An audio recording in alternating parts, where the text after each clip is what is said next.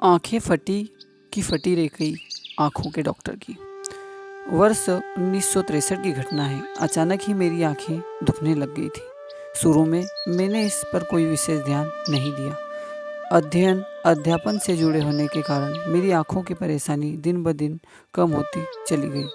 पढ़ना शुरू करते ही आंखों में जलन सी महसूस होती और पानी गिरने लगता था। इसी कारण हमेशा सिर दर्द भी बना रहता था। आखिरकार मैंने स्थानीय डॉक्टर से आंखों की जांच कराई। डॉक्टर ने बताया कि आंखों से ज़्यादा काम लेने के कारण ही ऐसी स्थिति बनी है। आंखों को अधिक से अधिक आराम देने की सलाह के साथ उन्होंने कुछ दवाएं लिख दी, लेकिन उन दवाओं से कुछ लाभ नहीं हुआ। धीरे धीरे देखने में भी दिक्कत होने लगी।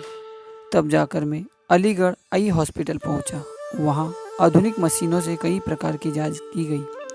जांच की रिपोर्ट देखकर मुझे तुरंत हॉस्पिटल में भर्ती कर लिया गया। लगातार इलाज चलता रहा। महीनों अस्पताल में भर्ती रहना पड़ा, लेकिन रोग था कि ठीक होने का नाम ही नहीं लेता। धीरे धीरे एक आंख की रोशनी समाप्त हो गई। इलाज करने वाले डॉक्टर भी हिम्मत हार चुके थे। जांच की प्रक्रिया फिर से शुरू हुई। एक दिन नेत्र विभाग के मुख्य चिकित्सक प्रो बी आर शुक्ला ने कहा कि वैसे तो हम अपनी पूरी कोशिश कर रहे हैं, लेकिन रिपोर्ट कहती है कि आपकी दूसरी आंख भी खराब हो सकती है। उनके ये शब्द सुनकर मुझे काट मार गया। बहुत कुछ कहना चाहकर भी कुछ मैं बोल नहीं सका। डॉक्टर शुक्ला मेरा कंधा थपथपाते हुए आगे बढ़ गए। मैं अंदर ही अंदर इस चिंता से घुला जा रहा था कि अगर मैं अंधा हो गया तो मेरा शेष जीवन कैसे बीतेगा, मेरा परिवार के भरण पोषण कैसे होगा। तभी मुझे पता चला कि आचार्य श्री उज्जैन आए हुए हैं। मैं तुरंत उनके दर्शन के लिए चल पड़ा। उनके सामने पहुंचा तो उन्हें प्रणाम करके मैंने अपनी व्यथा सुनाई। सारा वृतांत सुनकर गुरुदेव ने मेरी ओर गहरी नज़र से देखा और कहा, डॉक्टर क्या कहता है यह मैं नहीं जानता, पर मैं कहता हूँ तेरी दूसरी आँख खराब नहीं हो सकती। पूज्य गुरुदेव ने इस आश्वासन से मेरी आँख डबडबा गई। मैंने उन्हें डॉक्टर का पर्चा दिखाया। दवाई भी हाथ में ही ले गया था। मैंने कहा, गुरुदेव ये सब गुरुदेव ने मेरा आशय समझकर कहा, तेरी मर्जी, रखे रख, फेंके फेंक दे। उनकी बातों पर विश्वास न करने का कोई प्रश्न ही नहीं था। मैंने उसी वक्त डॉक्टर का पर्चा फाड़कर फेंक दिया। तब से लेकर आज तक मैंने कोई दवा नहीं खाई। आज भी मेरी आँख की रोशनी बनी हुई है। आश्चर्य तो होता यह है कि युग श्री के उस आश्वासन के बाद मैंने दिन रात एक करके पीएचडी तक पूरा किया। इस बीच में अलीगढ़ जाकर प्रोफेसर शुक्ला से मिला।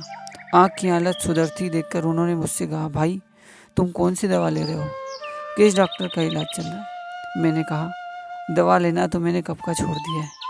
भगवान सरीख ही मेरे गुरु ने मेरी आँख की जाती हुई रोशनी वापस लौटा दी है। अब मैं पढ़ाई लिखाई ही नहीं, बारीकी से बारीक काम भी मज़े से कर लेता हूँ। पूज्य गुरुदेव ने इस अद्भुत अविस्मरणीय अनुदान की बात सुनकर डॉक्टर शुक्ला आश्चर्यचकित हो गए। कुछ दिनों बाद जब मैं गुरुदेव के दर्शन करने पहुंचा तो वे सूक्ष्मीकरण साधना में थे। इस दौरान आचार्य श्री से सामान्यतः परिजनों का मिलना संभव नहीं रहा था, किंतु फिर भी वंदनीय माता जी ने मुझ पर विशेष कृपा करते हुए मुझे पूज्य गुरुदेव से मिलने भेज दिया। उन्हें प्रणाम करने के बाद मैं कुछ यह कह पाता, उसके पहले ही वे बोल पड़े, कैसे हो कर्मयोगी, तुम्हारी आँख ठीक है ना। मैंने कहा, गुरुदेव यह रोशनी तो आपकी ही दी हुई है। मेरे ऐसा कहने पर उन्होंने अपनी छाती ठोककर कहा, हाँ मैंने इसकी जिम्मेदारी ले रखी है। आँख की रोशनी जीवन के अंतिम क्षण तक बनी रहेगी। पूज्य गुरुदेव की यह बात आज भी सच साबित हो रही है। आज मैं 80 वर्ष आयु पार कर चुका हूँ, लेकिन घंटों लिखने पढ़ने का काम करने के बाद भी मेरी आंखें कभी नहीं थकती।